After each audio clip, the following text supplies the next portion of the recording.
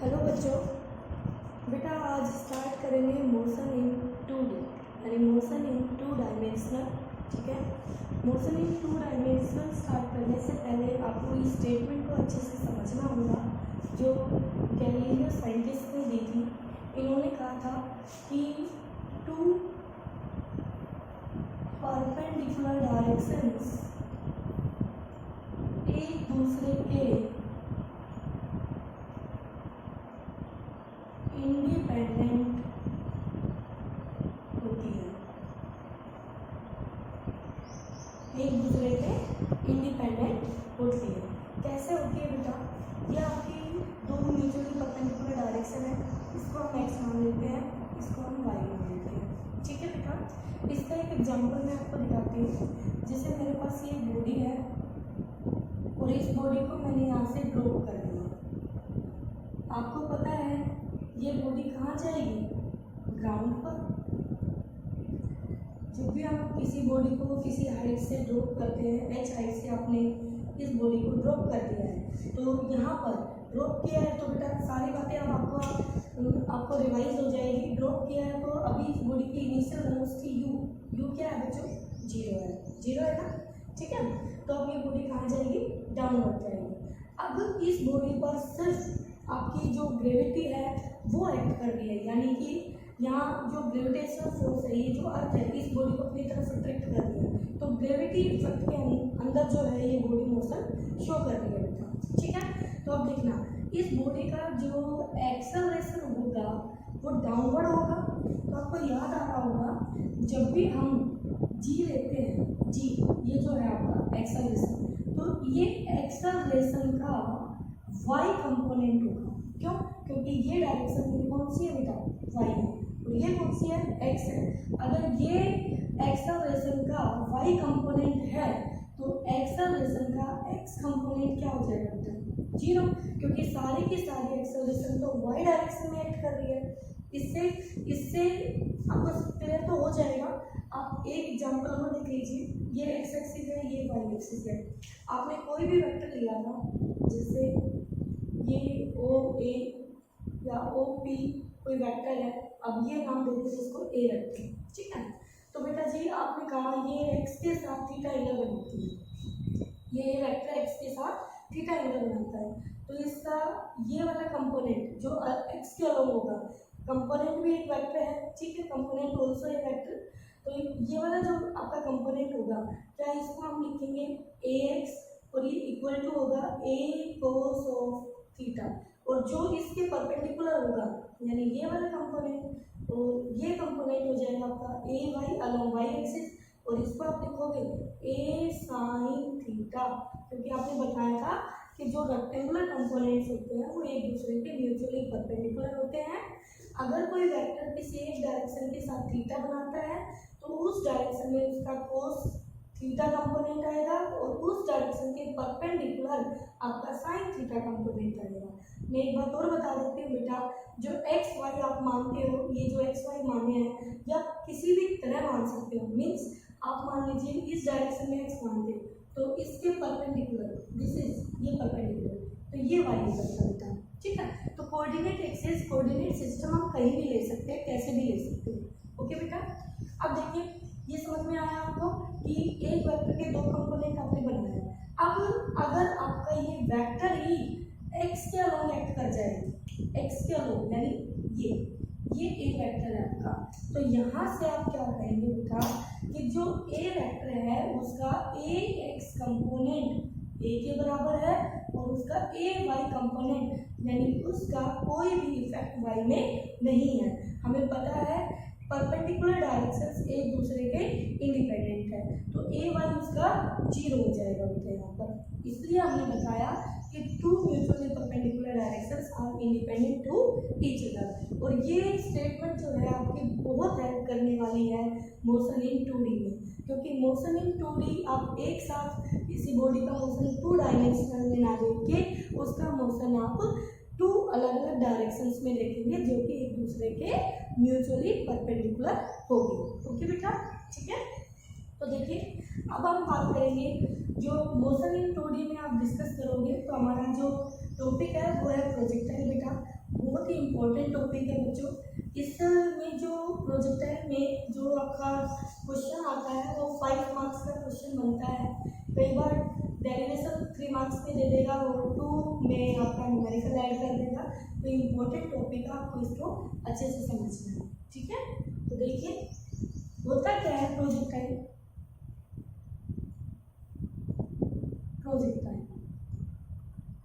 अब मैं आपको सारे पैरामीटर एक एक करके बताऊंगी कि एक प्रोजेक्टाइल, किसी भी बॉडी को हम प्रोजेक्टाइल कब कहते हैं। फर्स्ट ऑफ ऑल हमारे पास एक बॉडी होनी चाहिए बेटा, ठीक है।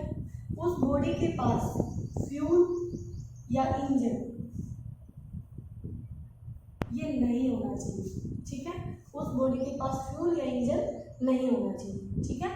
अब जो ये बॉडी आपने ली है, इस बॉडी को आप थ्रो करेंगे विद इनिशियल वेलोसिटी जो मोशन शो करेगी, मोशन 2D मोशन। कैसा मोशन शो करेगी बेटा? 2D motion. ध्यान से देखिए कैसा शो करेगी? 2D मोशन इन या under the effect of gravity only.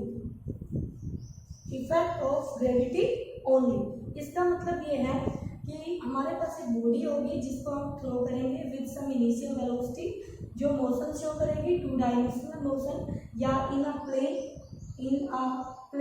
Motion in a plane, हम ये भी कह सकते हैं, ठीक है। Under the effect of gravity only, ठीक है बेटा। अब ये जो बॉडी है आपकी बेटा, जिस बॉडी को आप प्रोजेक्टाइल का नाम दे रहे हैं, तो उस बॉडी के पास 2 चीज़ें तो हमने पहले कर दी है कि वो ना इंजन से चलेगी ना फ्यूल होगा उसके पास, यानी इन चीज़ों से नहीं चलेगी, खुद से नहीं चलेगी, वो ग्रेविटी के अंदर चलेगी। किसके अंदर चलेगी? कौन चलाएगी उसको? इनिशियली आप उसको थ्रो करेंगे सम इनिशियल वेलोसिटी से, और उसके बाद ग्रेविटी का इफेक्ट उस पर एक्ट करेगा, ठीक है बेटा। कैसे करेगा देखिए, मैं आपको दिखाती हूँ एक एग्जाम्पल। यहाँ पर हम एक बॉडी ले लेंगे। आपने देखा भी होगा जब हम फुटबॉल को किक करते हैं तो वो फुटबॉल जो है वो किस तरह से जाती है? प्रोजेक्टाइल।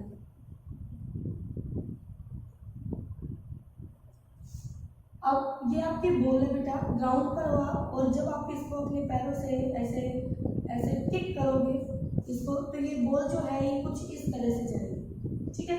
तो आपने सब इनिशियल वेलोसिटी से, यहाँ से यू वेलोसिटी से इसको क्या कर दिया? किक कर दिया। किक करने से ये बॉडी देखो पहले हवा में ऊपर गई और फिर नीचे आई, इस तरह से आई। तो ये जो बॉडी है ये आपके पास 2D मोशन शो कर रही है। कैसा मोशन शो कर रही है? 2D मोशन शो कर रही है, ठीक है। तब और इसके बाद इस बॉडी पर, इस फुटबॉल के पास ना कोई इंजन ना कोई फ्यूल, कुछ नहीं है। तो अब ये जो बॉडी है ये अंडर ग्रेविटी मोशन शो कर रही है, अंडर ग्रेविटी मोशन शो कर रही है बेटा। तो इस बॉडी को हम क्या कहेंगे? प्रोजेक्टाइल। क्या कहेंगे बेटा? प्रोजेक्टाइल। तो प्रोजेक्टाइल होने के लिए मोशन 2 डायमेंशनल होना चाहिए, अंडर ग्रेविटी मोशन होना चाहिए, और उसके साथ साथ बॉडी के पास ना कोई फ्यूल ना कोई इंजन होना चाहिए। तो बेटा रॉकेट क्या प्रोजेक्टाइल हो सकता है? आपके या आप कह लीजिए जो क्रैकर होते हैं, आप दिवाली में पटाखे छुड़ाते हैं, क्या वो प्रोजेक्टाइल हो सकते हैं? नहीं बच्चों, उनमें बारूद होता है, फ्यूल होता है, तो वो प्रोजेक्टाइल नहीं है, ठीक है।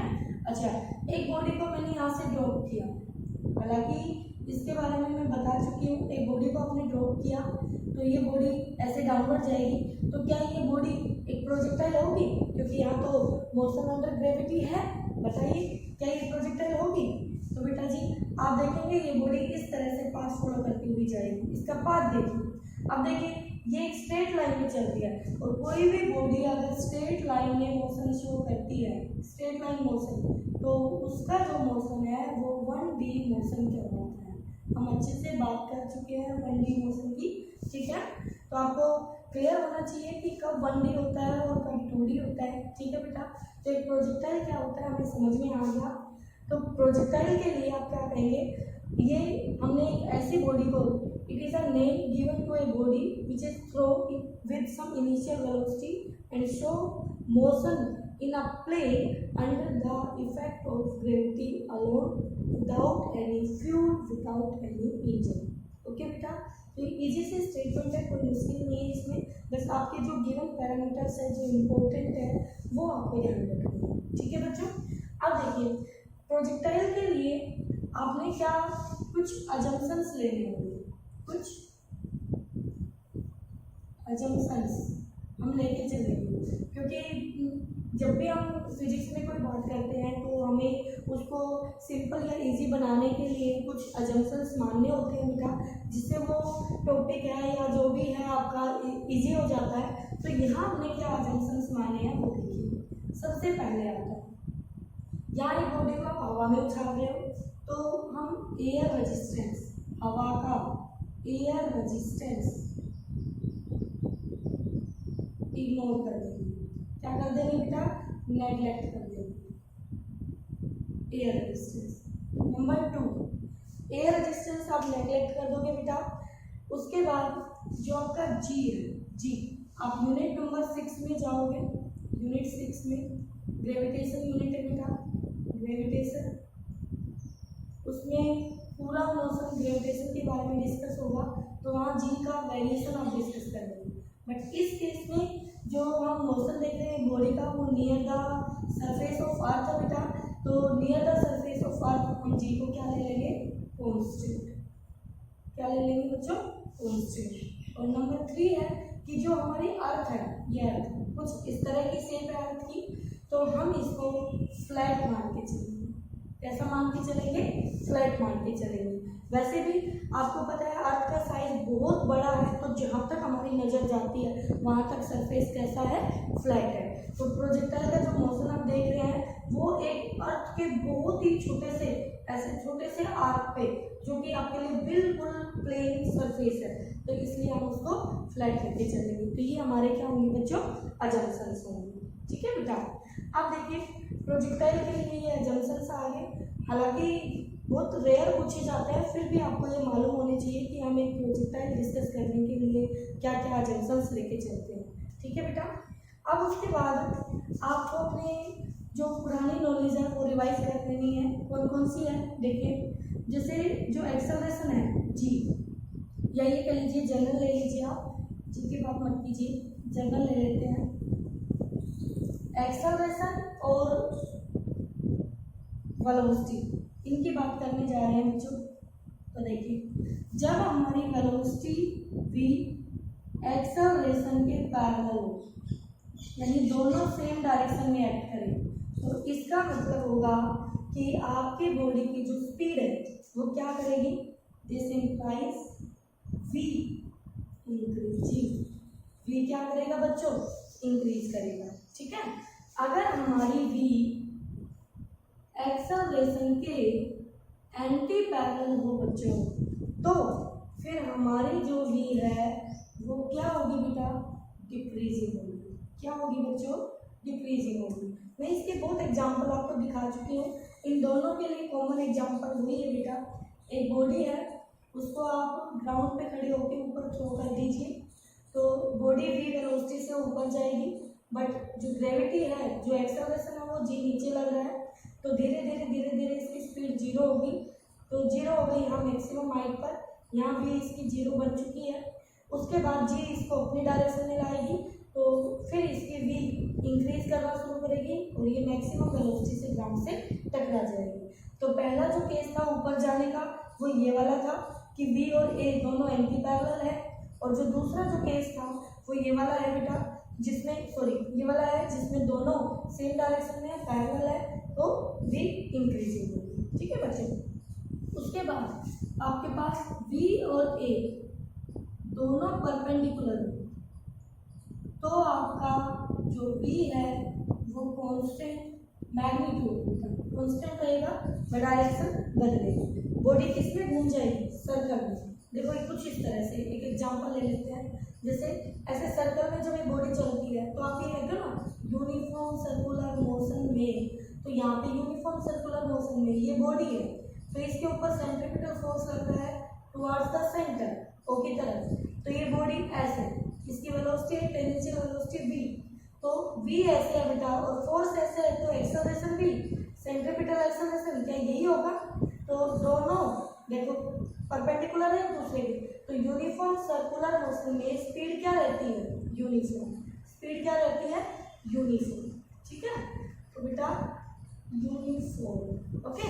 तो ये तीनों कॉन्सेप्ट आपको क्लियर होने चाहिए, इनमें आपको कोई डाउट नहीं रहना चाहिए, ठीक है, क्योंकि प्रोजेक्टाइल का मोशन डिस्कस करने से पहले आपको ये सारी बातें क्लियर रहनी चाहिए। ये एक तरह से इंट्रोडक्शन आपका प्रोजेक्टाइल का। अब जो प्रोजेक्टाइल है वो हम दो तरह के प्रोजेक्टाइल डिस्कस करेंगे।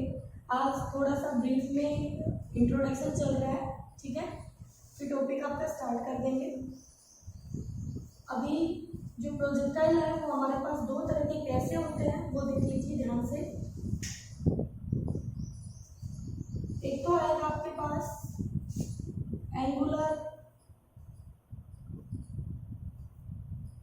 प्रोजेक्टाइल, एक आएगा आपके पास हॉरिजॉन्टल प्रोजेक्टाइल। इनको प्रोजेक्टाइल भी कह सकते हो या प्रोजेक्शन, एंगुलर प्रोजेक्शन या हॉरिजॉन्टल प्रोजेक्शन। अब देखिए बेटा, जो एंगल के टर्म में अगर मैं बात करूं तो फिर एंगुलर प्रोजेक्टाइल वो होगा जो ग्राउंड के साथ theta not equal to 0 show करे, या ये कह लीजिए हॉरिजॉन्टल के साथ, हॉरिजॉन्टल ये तो ग्राउंड हॉरिजॉन्टल ही है, उसके रेफरेंस में अगर हम बात करें तो हॉरिजॉन्टल के साथ आपका जो थीटा है वो नॉट इक्वल टू 0 रहेगा, ओके बेटा। अब हॉरिजॉन्टल प्रोजेक्टाइल क्या होगा, जिसमें थीटा इक्वल टू 0 डिग्री है, ओके। तो यहाँ पर दोनों के लिए देख लीजिए, डायग्राम से दिखा देते हैं।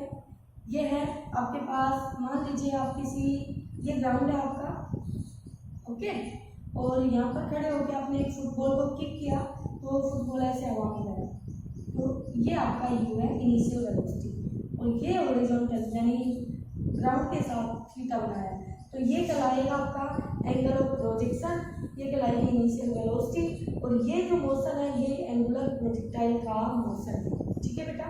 अब आपके पास हॉरिजॉन्टल प्रोजेक्शन क्या होता है, ग्राउंड से ऊपर कोई बिल्डिंग है, ऐसे कोई टावर है, और इस टावर पर खड़े होके यहाँ से आपने एक बॉडी को ऐसे थ्रो कर दिया, यू इनिशियल वेलोसिटी दी, तो वो बॉडी कुछ इस तरह से चलेगी, कुछ इस तरह से चलेगी, ठीक है बेटा। इसका मतलब अगर हम हॉरिजॉन्टल एंगुलर को यहाँ से देखना शुरू करें, यहाँ से, तो क्या वो आपका हॉरिजॉन्टल ही दिखाई दे रहा है, बिल्कुल। तो बेटा पहले हम अपना एंगुलर प्रोजेक्टाइल पढ़ेंगे, ठीक है, और फिर हम हॉरिजॉन्टल प्रोजेक्टाइल पर चलेंगे, ओके बच्चों। तो पहले इंट्रोडक्टरी था, पूरा इंट्रोडक्शन था, इसको अच्छे से आपको समझना है, फिर हम अपना टॉपिक स्टार्ट कर देंगे एंगुलर प्रोजेक्टाइल, ओके बच्चों।